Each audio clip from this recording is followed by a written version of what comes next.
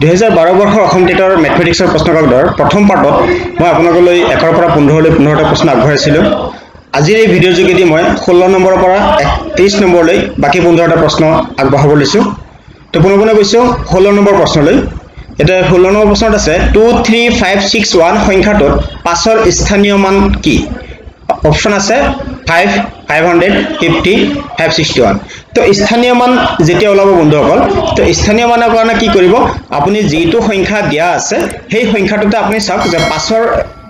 পজিশনটো কোনখিনিত আছে। এটা আছে 2, 3, 5, 6, 1। 5 আছে কেই নম্বৰত?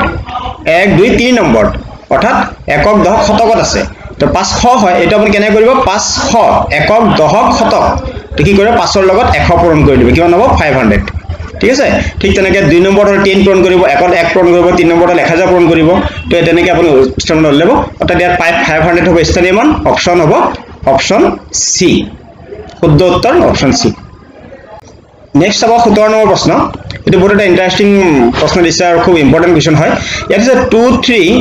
2 ষ্টাৰ 3 ষ্টাৰ। এটা 4টা সংখ্যা, 4টা অংকযুক্ত এটা সংখ্যা ইয়াত দিছে, 4টা অংকযুক্ত এটা সংখ্যা। ইয়াতে মাজতে দুটা ষ্টাৰ আছে আৰু দুটা খালী ঠাই আছে। এই সংখ্যাটোৰ ষ্টাৰ থকা স্থান দুটাত একেটা অংক আছে আৰু সংখ্যাটো 3ৰে বিভাজ্য। প্ৰশ্নটো বুজিবলৈ চেষ্টা কৰিব, প্ৰশ্নটোলৈকে দুবাৰকৈ পঢ়ি চাব আপোনালোকে। এই যিটো সংখ্যা দিয়া আছে, এটা চাওক, এটা 2 ষ্টাৰ 2 আছে, মাজত ষ্টাৰ 3 ষ্টাৰ, অৰ্থাৎ ইয়াতে দুটা অংক বহিব আৰু সেই অংক দুটা একেটা স্থানত একেটা হ'ব লাগিব। স্থান দুটা কি আছে, একেটা অংক আছে আৰু সেই সংখ্যাটো, এই অংকটো বহাৰ পিছত যিটো সংখ্যা হ'ব সেই সংখ্যাটো 3ৰে বিভাজ্য হ'ব লাগিব। তেনেহ'লে অংকটো কি? ঠিক আছে, ইম্পৰ্টেণ্ট কথা। এতিয়া ইয়াত ইম্পৰ্টেণ্ট কথা হৈছে যে আপুনি 3ৰে বিভাজ্য সংখ্যাবিলাক কেনেকৈ গম পাব। প্ৰথম কথা 3ৰে বিভাজ্য হয়। 3ৰে বিভাজ্য কেনেকৈ গম পাওঁ, এটা সংখ্যা 3ৰে বিভাজ্য হ'ব তেতিয়াহে যদি অংককেইটাৰ যোগফলক 3ৰে হৰণ যায়। ঠিক আছে। যেনেকৈ আপোনাৰ ধৰক 36 3ৰে বিভাজ্য। তো 3ৰে বিভাজ্য কেনেকৈ গম পাব, ইয়াত 3 আৰু 6 অংককেইটা যোগ কৰি আমি পাওঁ 9, 9ক 3ৰে হৰণ যায়, গতিকে সংখ্যাটো 36 কি হ'ব, 3ৰে বিভাজ্য হ'ব। অৰ্থাৎ সংখ্যাটোৰ অংককেইটা 3ৰে বিভাজ্য হ'ব লাগিব। তাহলে অপশন কি আছে 6। যদি আমি এটা 6 বহাই দিওঁ, 2 6 8, 8 3 11, 11 6 17, 17 3ৰে বিভাজ্য নহয়, অৰ্থাৎ এ নহয়। 4 যদি বহাই চাওঁ, ঠিক তেনেকৈ আমি এটা 4 দুবাৰ হ'ব, 4 4 8। ঠিক আছে। এতিয়া 2 3 5 8 5 13, 4টো নহ'ব। 3 বহাই চাওঁ, 3 3 6, এতিয়া 5 6 5 11, সেইটো নহ'ব। 2 বহাই চাওঁ, 2টো যদি বহাওঁ, এতিয়া চাব ইয়াতে 2 ষ্টাৰ এনেকৈ আছে, ষ্টাৰকেইটাত আমি 2 বহাই দিওঁ। ইয়াতে এই সংখ্যাটো, এই 4টা অংক যোগ কৰি চাব, 2 + 2 + 3 + 2 ইকুৱেল টু কিমান হ'ব, 2 দিয়ে 4, 4 3 7, 7 দিয়ে 9। ঠিক আছে। অৰ্থাৎ 9 সংখ্যাটো 3ৰে বিভাজ্য, গতিকে এই 2232 সংখ্যাটো কি হ'ব, 3ৰে বিভাজ্য হ'ব। শুদ্ধ উত্তৰ হ'ব অপশন ডি। নেক্সট প্ৰশ্নটো চাওঁ, 18 নম্বৰ প্ৰশ্ন। 18 নম্বৰ প্ৰশ্নটো কি দিছে, তলৰ কেইটা উক্তি সত্য? কেইটা উক্তি সত্য? প্ৰশ্নটো বুজিব চেষ্টা কৰিব, তলৰ কেইটা উক্তি সত্য। কাৰণ ইয়াতে 5টা উক্তি দিয়া আছে আৰু 5টা উক্তিৰ ভিতৰত হয়তো এটা দুটা সত্য আছে, কেইটা সত্য হ'ব এইটো ওলাব লাগে। তো ইয়াৰ কাৰণে আমি কেনেকৈ চাওঁ, প্ৰথমে ভালদৰে প্ৰশ্নটো পৰ্যবেক্ষণ কৰক। এটা অযুগ্ম সংখ্যা আৰু অন্য এটা অযুগ্ম সংখ্যা যোগফল এটা যুগ্ম সংখ্যা। আপুনি চিম্পলি কি কৰক, এটা অযুগ্ম সংখ্যা লওক, এটা অযুগ্ম সংখ্যা লৈছোঁ 3 আৰু অন্য এটা অযুগ্ম সংখ্যা লৈছোঁ 5, যোগ কৰি আমি পাইছোঁ 8, যিটো এটা যুগ্ম সংখ্যা। গতিকে কি হ'ব, এটা অযুগ্ম সংখ্যা আৰু এটা অযুগ্ম সংখ্যাৰ যোগফল এটা যুগ্ম সংখ্যা, এইটো এটা সত্য কথা। ঠিক আছে, এইটো আপুনি দিলে ট্ৰু। আকৌ দিছে এটা অযুগ্ম সংখ্যা আৰু অন্য এটা অযুগ্ম সংখ্যাৰ অন্তৰফল। অন্তৰফল মানে মনত ৰাখিব বিয়োগ। আমি এটা অযুগ্ম সংখ্যা 5 লৈছোঁ, অন্য এটা অযুগ্ম সংখ্যা 3 লৈছোঁ, বিয়োগ কৰি চালোঁ কিমান পালোঁ, 2 পালোঁ, যিটো এটা যুগ্ম সংখ্যা। আৰু কি আছে, অন্তৰফল কি দিছে, এটা যুগ্ম সংখ্যা, যিটো হ'ব ট্ৰু, এইটো সত্য। তাৰপিছত এটা যুগ্ম সংখ্যা আৰু অন্য এটা যুগ্ম সংখ্যাৰ অন্তৰফল, দুটা যুগ্ম সংখ্যাৰ বিয়োগফল। ধৰ আমি এটা 8 এটা যুগ্ম সংখ্যা লৈছোঁ, 6 এটা যুগ্ম সংখ্যা লৈছোঁ, বিয়োগ কৰি কিমান পালোঁ, 2 পালোঁ, সেইটো এটা যুগ্ম সংখ্যা। ঠিক আছে। তো এটা যুগ্ম সংখ্যা, এটা অন্য এটা যুগ্ম সংখ্যা অন্তৰফল এটা অযুগ্ম সংখ্যা, এইটো হ'ল ফলছ, এইটো অশুদ্ধ। আমি কি পালোঁ, এটা যুগ্ম সংখ্যাৰ পৰা এটা যুগ্ম বিয়োগ কৰি পিনে সদায় এটা অযুগ্ম সংখ্যা আমি নাপাওঁ।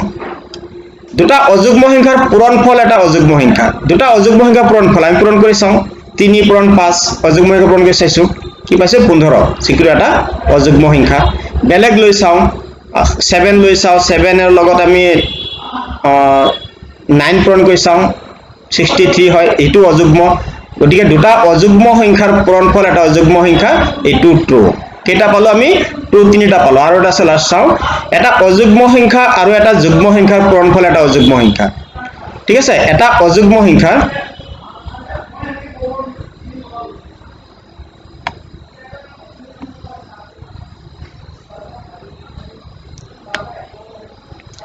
এটা অযুগ্ম সংখ্যা আৰু এটা যুগ্ম সংখ্যাৰ পূৰণফল যিকোনো এটা অযুগ্ম সংখ্যা লওক যিকোনো এটা অযুগ্ম সংখ্যা ললো যিকোনো এটা যুগ্ম সংখ্যা যিকোনো যুগ্ম সংখ্যা ল 3 পূৰণ 8 3 8 গুণ 24 কিমান পালো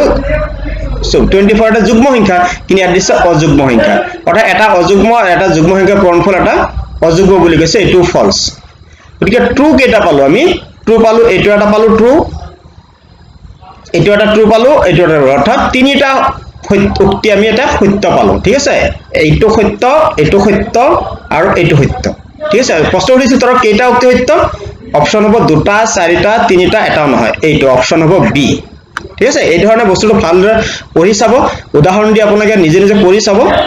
আৰু শুদ্ধকৈ উত্তৰবিলাক কৰিব ট্ৰাই কৰিব 19 নম্বৰ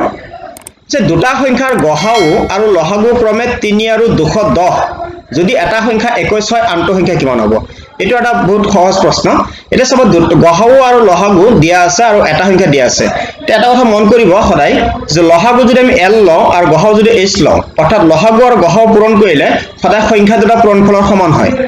অৰ্থাৎ লসাগু পূৰণ গসাউ = a * b সংখ্যা দুটা পূৰণফল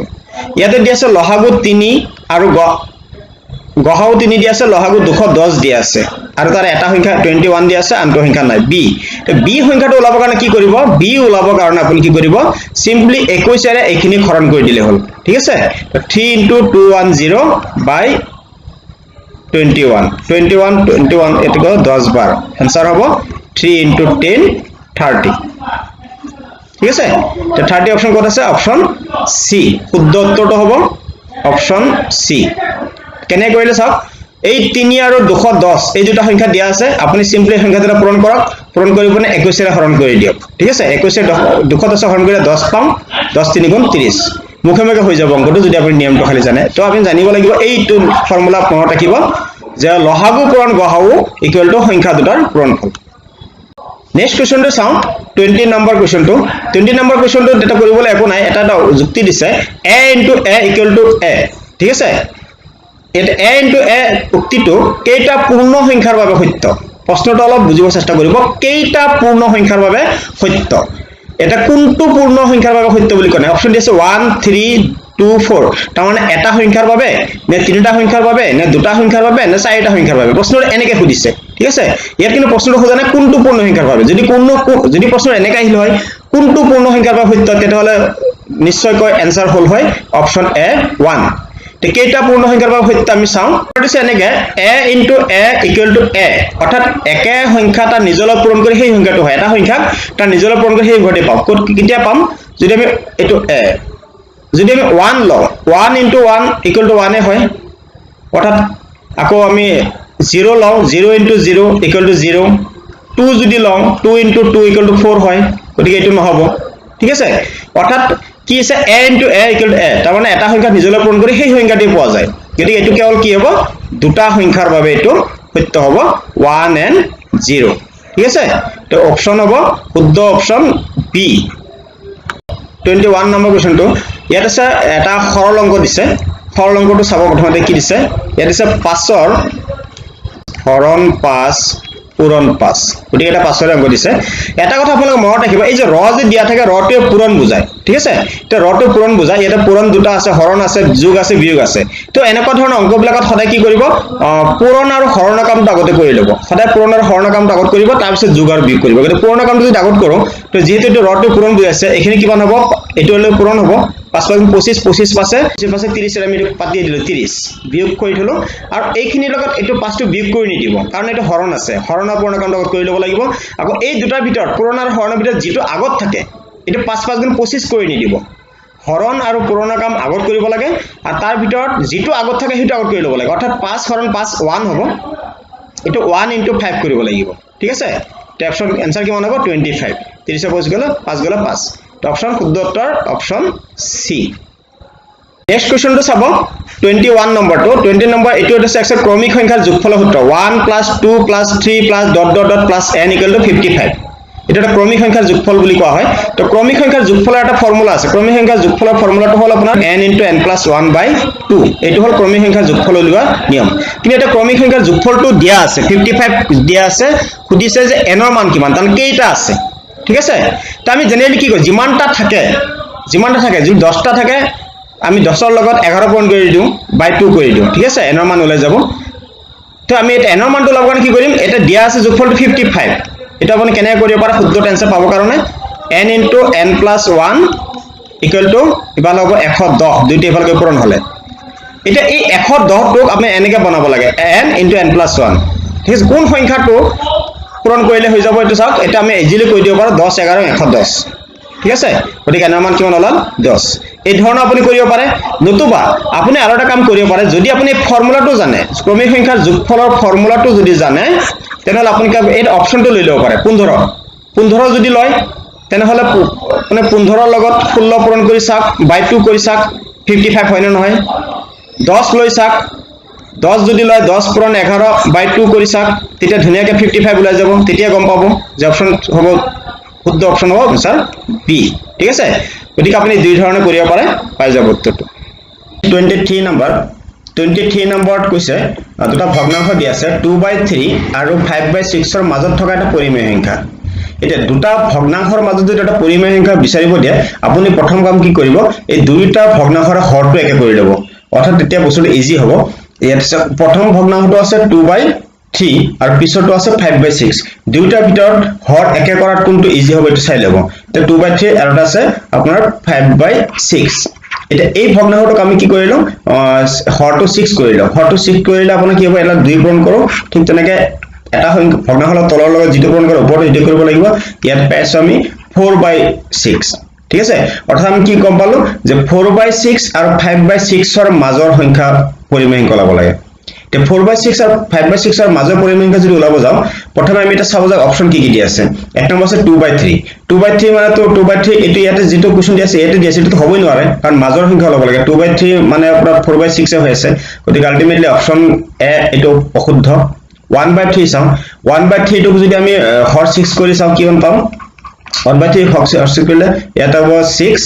3 2 গুণ 6 এটা হ'ব 2/6 দে 2/6 নহয় কাৰণ যেটো 4/6 তকৈ ডাঙৰ হ'ব লাগিব গতিকে অপচন বি এটো নহব নেক্সট আহিব আপোনাৰ 15/6 টো হবই নোৱাৰে কাৰণ 15 এটা কৈছে যে 5/6 কে সৰু হ'ব লাগিব যেটো 4/6 আৰু 5/6 ৰ মাজৰ সংখ্যা বিচাৰিছে গতিকে 5/6 সৰু হ'ব লাগিব গতিকে 15/6 টো কি হৈ যায় 5/6 টো বহুত ডাঙৰ হৈ যায় গতিকে এটো হ'ব নোৱাৰে গতিকে আমি কি ক'ব পাৰো কনফাৰ্মলি ক'ব পাৰো যে অপচন এনসাৰ হ'ব অপচন ডি কাৰণ এটাই আছে 13/18 এটো শুদ্ধ উত্তৰ হ'ব তথাপি আমি চাব পাৰো 13/18 ক যদি আমি 6 কৰি লও হৰটো 6 কৰি লও তেনেহলে কি হ'ব এটা 6 আৰু এটো হ'ব 4 পইণ্ট সামথিং ঠিক আছে গতিকে এটোই হ'ব শুদ্ধ উত্তৰ অপচন ডি নেক্সট কোৱেশ্চন 24 নম্বৰটো দিছে তলৰ কোনটো সংখ্যাতকৈ 7/10 সৰু একচুয়ালি সৰু বা ডাঙৰ আমি কম্পেয়াৰ কৰিবৰ কাৰণে হৰবিলাক একে কৰি লব পাৰো এটা কোৱেশ্চনটো দিছে 7/10 ঠিক আছে এটা 7/10 হলে ইয়াতে যিটা অপচন দিয়া আছে এটা 7/10 টো সৰু বুলি কৈছে 7/10 সৰু হ'ব লাগিব এই যিটা অপচন দিয়া আছে অপচন কেইটা ডাঙৰ হ'ব লাগিব তে কোনটো অপচন 7/10 তকৈ ডাঙৰ তো তাৰ কাৰণে কি অপচন কেইটা লও আৰু ইয়াৰ হৰ কেইটা আমি 10 কৰি চাও তো কোনটো ভগ্নাংশ 10 হ'ব গতিকে এটোৰ ভগ্নাংশ 10 ইজি কৰিব পাৰিম 3/5 টো কৰিব পাৰিম ইজিলি তো এটো অলপ টান হ'ব 6 পৰা 10 বনাবলৈ হলে এটো আমি ইজিলি কৰিব পাৰিম এই তিনটা অপচন আমি দি চাও তো প্ৰথম আছে 1/10 1/10 ক যদি আমি হৰ 10 কৰো তেনলে এটা হ'ব 10 এটা 2 গুণ 10 এটা হ'ব 5 গতিকে 5/10 এটো নহয় অৰ্থাৎ অপচন ই এটো ডাঙৰ হ'ব নোৱাৰে তাৰছত আমি 3/5 লও 3/5 টো যদি আমি হৰ 10 কৰো তেনলে এটা পাম 10 5 গুণ 10 এটা হ'ব 6/10 হ'ব এটো ডাঙৰ নহয় গতিকে অপচন এ এটো ভুল হ'ব নেক্সট টাইম 14/20 আছে 14/20 টোক আমি হৰ 10 কৰি চাও হৰ 10 কৰিলে 20 পৰা 10 হ'ব ইয়াতে 14 পৰা 7 হ'ব 7/10 এটো ডাঙৰ নহয় এটো সমান হৈ আছে গতিকে ডেফিনেটলি শুদ্ধ উত্তৰ হ'ব অপচন বি শুদ্ধ উত্তৰ হ'ব 5/6 এটো শুদ্ধ উত্তৰ গতিকে 5/6 টো 7/10 তকৈ ডাঙৰ নেক্সট 25 নম্বৰ কোৱেশ্চনটো চাওঁ এটো ভগ্নাংশৰ অংক দিছে তো ভগ্নাংশৰ কেইবাটা অংক দিছে যদিও অংকবিলাক সহজ সহজ অংক দিছে ইয়াতে দিছে 1.20 ৰ সমমান ভগ্নাংশ অৰ্থাৎ সমতুল্য ভগ্নাংশ বা সদৃশ ভগ্নাংশ এটা 1.2 টোক আমি ভগ্নাংশত বনাইছো 1.20 পৰা পাইছো ইয়াতে 120 এটা দুটাৰ আগত দশমিক আছে আমি দিও 100 ঠিক আছে তো 120/100 তো 120/100 ৰ সমমান কোনটো হল আমি এইবিলাকৰ আমি কি কৰিলো 100 বনাই চাম এক নম্বৰ অপচন এ আছে 1/20 1/20 যদি আমি হৰ 100 কৰো তেনলে এটা হ'ব 100 এটা কিমান আছে 5 পূৰণ হৈছে গতি এটা হ'ব 5 এটা 5/100 গতি এটো নহব গতি অপচন এ ফুল তাৰছত আমি 7/5 লওঁ 7/5 টোক যদি আমি 100 বনাও তেনেহলে আমাৰ কিমান হ'ব এটো হ'ব 100 5 20 গুণ 100 এটা হ'ব 7 2 গুণ 7 20 গুণ 140 140/100 গতি এটো নহয় সমান নহল গতি এটো ভুল উত্তৰ নেক্সট আমি 12/100 লৈ চাওঁ 12/100 টো নহয় কাৰণ আমাৰ অপচনটো আছিল 120/100 ইয়াত আছে 12/100 এটো ভুল উত্তৰ গতিকে এটো নহয় গতিকে শুদ্ধ উত্তৰটো কি হ'ব তিনিটা চাৰিটা অপচনৰ ভিতৰত তিনিটা ভুল হ'ল গতিকে শুদ্ধ অপচনটো হ'ব ডি অৰ্থাৎ 18/15 এটা 18/15 1.20 সমান হয় নহয় এটা চাই লওঁ যে 18/15 ক যদি আমি লঘিষ্ঠ কৰিলে পাম আমি 3 দি কাটিলে 3 15 5 বাৰ এটা 5 আৰু এটা হ'ব 6 6/5 6/5 ক আমি যদি হৰ কৰো 5 100 আৰু এটো হ'ব 5 20 গুণ 100 6 20 গুণ 120 ঠিক আছে গতিকে এইটোৱে পালো আমি 120/100 যেটো নেকি ইয়াৰ সমতুল্য কোৱেশ্চনটো আছিল 120/100 আমি এই 18/15 ৰ পৰা পালো 120/100 গতিকে শুদ্ধ উত্তৰটো হ'ব 18/15 নেক্সট 26 নম্বৰ কোৱেশ্চনটো 26 নম্বৰ কোৱেশ্চনটো অলপ সহজ যিমান অলপ পাজুল আছে অংকটো এটা চাওক এটা বহুত আপোনালোকে ভুল কৰিব কোৱেশ্চনটো আছে যে 200 কিলোগ্ৰামৰ 0.5% ঠিক আছে তো হাফ পাৰ্সেন্ট বুলি কোৱাৰ লগে সদায় কিছুমানে হতে 50% বুলি কলে ভুল কৰে ঠিক আছে হাফ মানে আধা এটা এই 50% যদি কৰিব যায় অংকটো আপোনাৰ ভুল হ'ব এটা অংকটো একেবাৰে সহজ নিয়মত আপুনি অংকটো কেনেকৈ কৰিব চাওক এটা কোৱেশ্চনটো কৈছে 200 কিলোগ্ৰামৰ 0.5% আমি যদি 200 কিলোগ্ৰামৰ হাফ মানে আধা ঠিক আছে তে 200 কিলোগ্ৰামৰ যদি আমি 1% লওঁ 200 কিলোগ্ৰামৰ যদি 1% লওঁ তেতিয়া কিমান পাম 200 কিলোগ্ৰামৰ 1% মানে কি 200 পূৰণ 1/100 তো 1/100 আমি কিমান পাইছো 2 কিলোগ্ৰাম পাইছো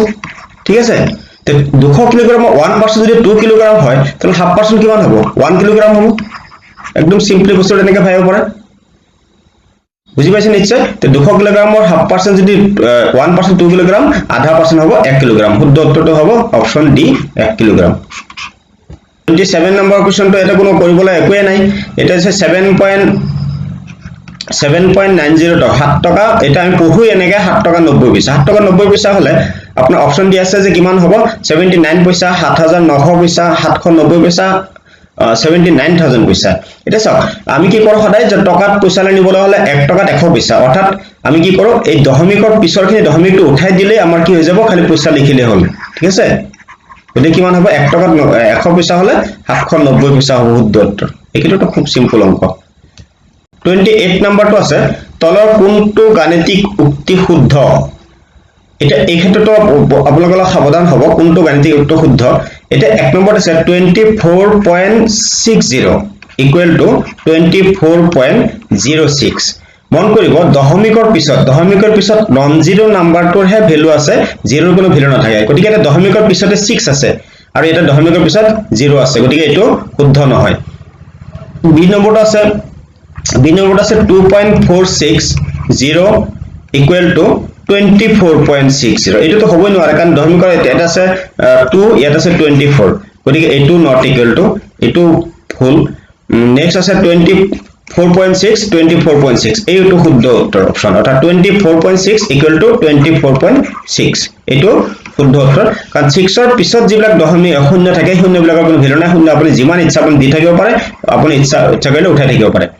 ঠিক আছে গতিকে এটো শুদ্ধ অপচন হ'ব অপচন সি 19 নম্বৰ কোৱেশ্চনটো হৈছে তলৰ কোনটো উক্তি শুদ্ধ কেনেমান উক্তি দিয়া আছে এখন কাগজত এডাল ৰেখা অঁকাটো সম্ভৱ নহয় এখন কাগজত এটা ৰেখা অঁকাটো সম্ভৱ নহয় এই কথাটো আপোনাৰ কনফিউজ লাগিব পাৰে আপুনি বাকি অপচন বিলাক চাওক কোনটো উক্তি শুদ্ধ অৰ্থাৎ ইয়াৰে এই চাৰিটা অপচন দিয়া আছে ইয়াৰ ভিতৰত এটা উক্তি শুদ্ধ হ'ব বাকি বিলাক অশুদ্ধ হ'ব গুটি বিলাক আপুনি পঢ়ি চাব প্ৰথমে এটা পঢ়ি আপুনি কনফাৰ্ম কৰি নলব এটা বাকিবিলাক চাওঁ এটা ৰশ্মি দুটা প্ৰান্তবিন্দুত আছে এইটো এটা ভুল বাক্য কাৰণ আপোনালোকে জানে যে এটা ৰশ্মি দুটা প্ৰান্তবিন্দু নহয় এটা ৰশ্মি কাক কয় ৰশ্মিৰ সদায় কি হয় আদিবিন্দু থাকে অন্তবিন্দু নাথাকে অৰ্থাৎ ৰশ্মিৰ মাত্ৰ এটাহে প্ৰান্তবিন্দু থাকে গতিকে এটা ভুল বাক্য 6 নম্বৰ গুণ হৈছে এটা ৰেখাখণ্ডৰ মাত্ৰ দুটা প্ৰান্তবিন্দু এইটো ভুল আছে অপচনটো এইটো প্ৰশ্নটো এটা হ'ব তো এটা ৰেখাখণ্ডৰ মাত্ৰ এটা প্ৰান্তবিন্দু আছে আপোনালোকে জানে ৰেখাখণ্ডৰ দুটা বিন্দু থাকে ৰেখাখণ্ডৰ আদিবিন্দু অন্তবিন্দু দুটা থাকে গতিকে দুটা প্ৰান্তবিন্দু থাকে এইটো ভুল বাক্য এখন বেৰৰ পৃষ্ঠ এডাল ৰেখা খোচায় এইটো ভুল বাক্য কাৰণ এখন বেৰৰ পৃষ্ঠ বুলি ক'লে এখন বেৰ যি থাকে এই বেৰখনে যিমান ঠাই আগৰে গোটেইখিনিক বুজায় গোটেই পৃষ্ঠ বুজায় গতিকে এডাল ৰেখা বুলি ক'লে অকল এডাল ৰেখাহে বুজায় গতিকে এইটো এটা ভুল বাক্য গতিকে শুদ্ধ উত্তৰটো হ'ব এখন কাগজত এডাল ৰেখা অঁকাটো সম্ভৱ নহয় এইটো এটা শুদ্ধ বাক্য কিন্তু শুদ্ধ বাক্য আপুনি জানে যে ৰেখাৰ কোনো আদিবিন্দু নাই আৰম্ভণি নাই কোনো শেষ নাই ই অসীমলৈ বিস্তৃত হৈ থাকে গতিকে এখন কাগজত এখন পৃষ্ঠাত আমি এডাল ৰেখা আঁকি শেষ কৰিব নোৱাৰো গতিকে শুদ্ধ বাক্যটো হ'ব অপচন এ তো আজিৰ প্ৰশ্ন কাকতৰ অন্তিমটো প্ৰশ্ন 30 নম্বৰ ইয়াত আছে সমদ্বিবাহু সমকোণী ত্ৰিভুজৰ প্ৰতিটো সূক্ষ্মকোণৰ মান হ'ল অপচন দি আছে 60 ডিগ্ৰী 45 ডিগ্ৰী 90 ডিগ্ৰী 30 ডিগ্ৰী তো সমদ্বিবাহু সমকোণী ত্ৰিভুজ এটা আপুনি চাওক যে সমদ্বিবাহু সমকোণী ত্ৰিভুজৰ ক্ষেত্ৰত এই প্ৰশ্নতে আগতে এবাৰ কৈছো যে সমদ্বিবাহু সমকোণী ত্ৰিভুজৰ ইয়াতে কি হয় দুটা বাহু সমান হয় ঠিক আছে সমদ্বিবাহুৰ ক্ষেত্ৰত আকৌ কিছু সমকোণী হোৱাৰ লগে কি হ'ব ইয়াত বাহু দুটা সমান হ'ব লগতে এটা কোণ 90 ডিগ্ৰী হ'ব তেতিয়াহে এটা সমদ্বিবাহু সমকোণী ত্ৰিভুজ হ'ব গতিকে যেহেতু ইয়াৰ বাহু দুটা সমান এই বাহু দুটা সমান গতিকে এই কোণ দুটা সমান হ'ব ঠিক আছে এই কোণ দুটা সমান হোৱাৰ লগে যে যেহেতু এটা 90 ডিগ্ৰী বাকি এই দুটা কোণ মিলি হ'ব আপোনাৰ এই দুটা মিলি হ'ব 90 ডিগ্ৰী তে দুটা মিলি যদি 90 ডিগ্ৰী হয় আৰু কোণ দুটা সমান হয় দুটা সমান ভাগ কৰি আমি পাম 45 ডিগ্ৰী ঠিক আছে